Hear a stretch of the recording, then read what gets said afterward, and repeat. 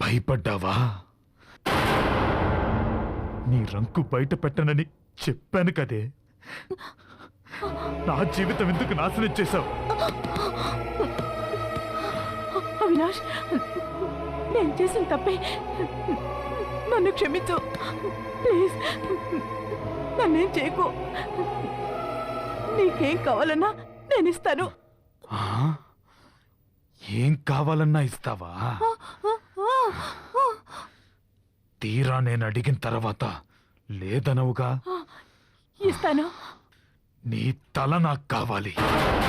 ఇవ్వు. ఇవ్వవే.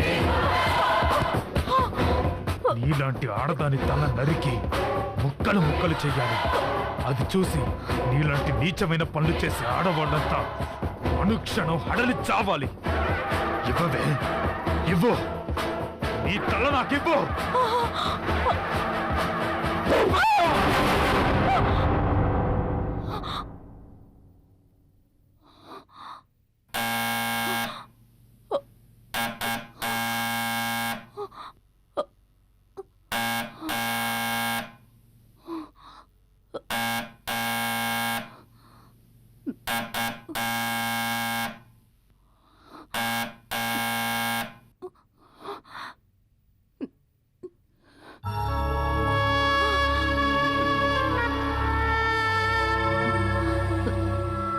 జమున వచ్చింది.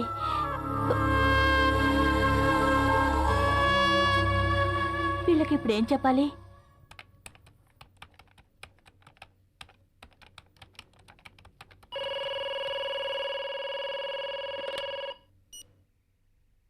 హలో,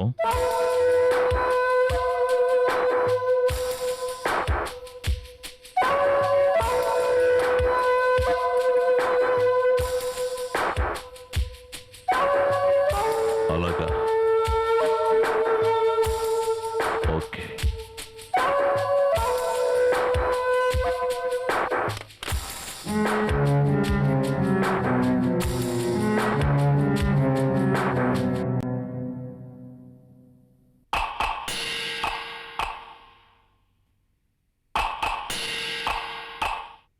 నీ గురించి ఎంత గొప్పగా చెప్పేవాడు తెలుసా? సుధా ఆంటీ నన్ను తన సొంత తమ్ముళ్లా చూసుకుంటోంది. అంకుల్ కూడా చాలా మంచివారని ఎప్పుడూ చెప్తుండేవాడు.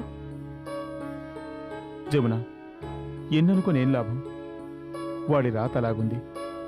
చక్కగా చదువుకుంటాడని ఇక్కడికి పంపిస్తే చెడు అలవాట్లు చేసుకున్నాడు. మా కుటుంబంలో ఎవరూ పెద్దగా చదువుకోలేదు.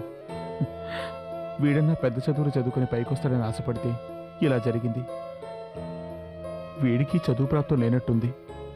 అలా అంటే ఎలాగండి? మన ప్రయత్నం మనం చేయాలి కదా. సుధా, నువ్వొక హెల్ప్ చేయాలి. ఏమిటి? ఎవరన్నా పెద్దవాళ్ళు రికమెండ్ చేస్తే అవినాష్ని మళ్ళీ ఆ కాలేజీలో అడ్మిట్ చేసుకుంటారేమో కనుక్కుంటావా? అలాగే, కనుక్కుంటాను. జమున, అదే కాలేజీలో చదవడానికి అవినాష్ ఒప్పుకోవాలిగా. ఆ కాలేజ్ మొత్తం అవినాష్ డ్రగ్ అడిక్ట్ అని తెలిసిపోయి ఉంటుంది. అక్కడ వాడు ప్రశాంతంగా చదువుకోగలడని నాకు నమ్మకం లేదు. ముందు వాడు డిశ్చార్జ్ అయ్యారని, అప్పుడేం చేయాలో ఆలోచిద్దాం.